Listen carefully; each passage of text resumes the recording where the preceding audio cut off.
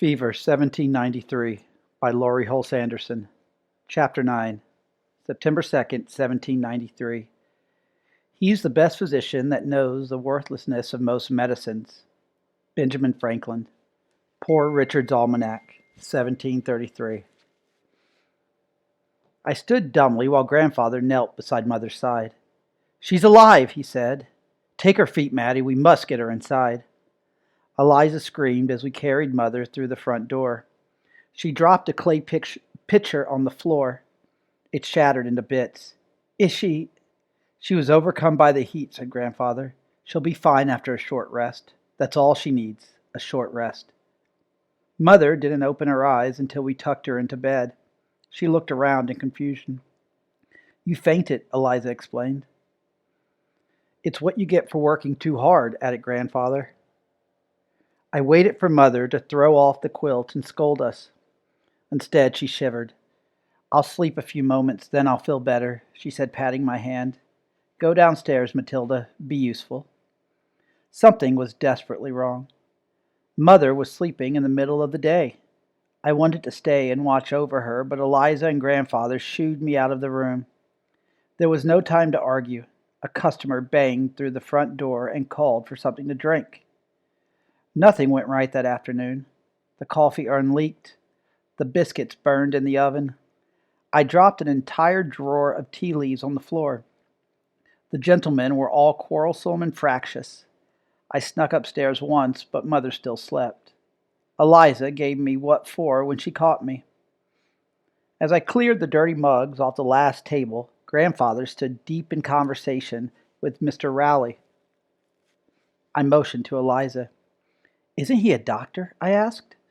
Eliza shook her head. "Not a proper physician, but he sees sick folk and prescribes medicines. All the real doctors are down on Water Street. It's been a terrible day there. They say bodies are piling up like firewood." "I don't believe it." "Shh," said Eliza. "I heard it at the society. If Reverend Allen said it, you can believe it's the truth. Here they come." Grandfather introduced Mr. Rowley. I curtsied. "Mr. Rowley here has vast experience treating female complaints," said Grandfather. "He'll get Lucille back on her pins in no time." I had my doubts. His hands were uncommonly dirty, and he smelled of rum. It seemed immodest to let a strange man into our bedchamber, but Grandfather and Eliza showed him in to see the patient. I followed close behind. He first took Mother's pulse, then he felt the skin on her ankles and wrist, then peered down her throat and under her eyelids. He worked without a word, grunting occasionally and making and tisking sound with his tongue. Mother did not wake. I wanted to throw a bucket of water in her face. It was against the laws of nature for her to lie in bed with the sun so high. At last Rowley rose from the bed.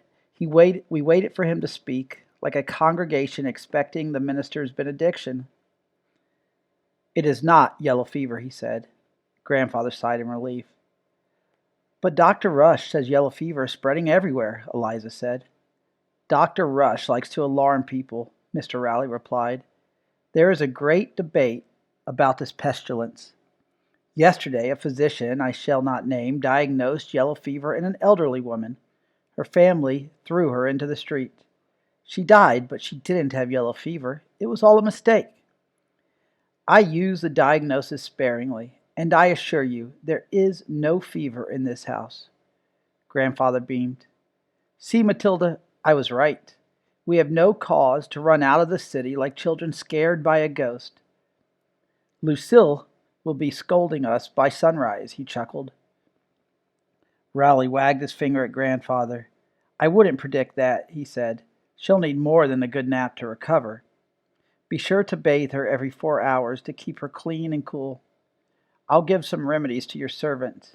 And now," he said, holding out his hand and showing his gray teeth, "my fee." Giving my mother a bath fell upside down and backside front. I didn't want to do it.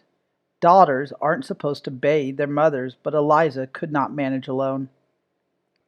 We moved my bed to Grandfather's chamber and replaced it with the tin bathing tub. Every 4 hours we filled the tub with hot water, mixed with black pepper and myrrh. The worst part was dragging Mother from her fitful sleep and getting her to sit in the water. The fever had taken hold of her senses, and she wept, calling my father's name. While Mother dozed in the tub, we stripped the linen from her bed and laid on fresh. She was supposed to drink dittany tea sweetened with molasses, but it tasted too terrible. As soon as we had her back in bed, Eliza emptied the tub and put more water on to boil. Mother shivered so hard her teeth rattled. Even with all the blankets in the house on her, she could not warm. She lay under the faded bedding like a rag doll losing its stuffing, her hair a wild collection of snakes on the pillow, her cornflower blue eyes poisoned with streaks of yellow and red. It hurt to look at her.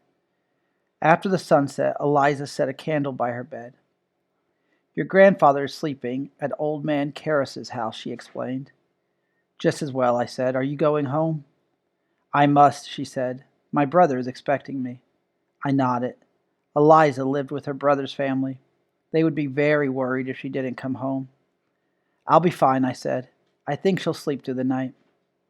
Eliza kissed my forehead. "Don't forget your prayers," she said. "I'll come early and try to bring a doctor with me." After she left, I locked the doors and closed the shutters. A church bell struck 10 times and I shivered. The coffee house was filled with shadows and dark noises. I took 2 extra candles from the cloth press and hurried upstairs to watch over Mother. She did not notice when I entered the room. Her face was pulled taut in pain, and she jerked in her sleep. I so wanted to touch her. The top of her hands were roped with muscle and veins, but her skin was wrinkled and soft. Had she ever enjoyed anything? Had every day been a struggle? Perhaps death would be a release, a rest for the weary. A slight breeze waltzed through the room. Silas strolled in and jumped onto the bed. He settled himself so gently by her feet that she did not stir. No mice would disturb her, that was understood. Mother wrinkled her brow and moaned. I smoothed her hair. "I'm here, Mother," I whispered. "Be still." She shook her head from side to side on the pillow.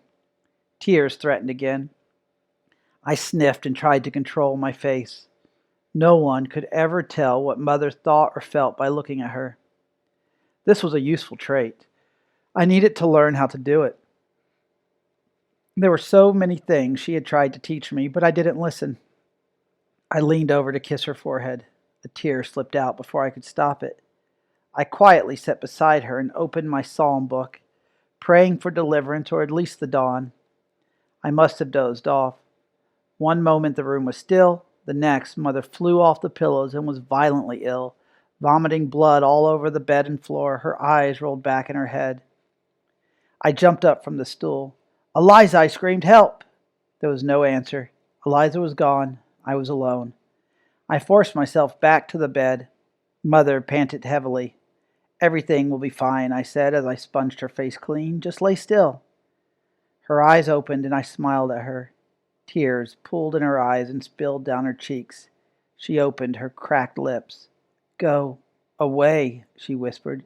"Leave me." I recoiled as she leaned over the bed and retched a foul-smelling black fluid onto the floor.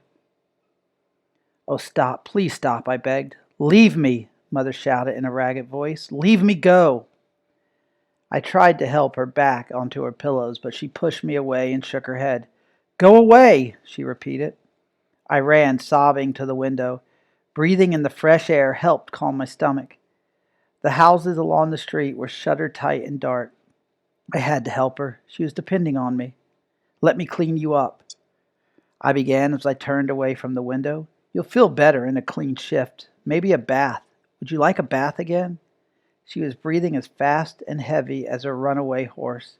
Her hand fumbled along the mucky sheet until it found the small book of Psalms I had dropped.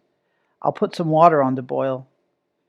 Mother threw the book weakly at my head. "Out," she croaked. "Don't want you sick. Go away."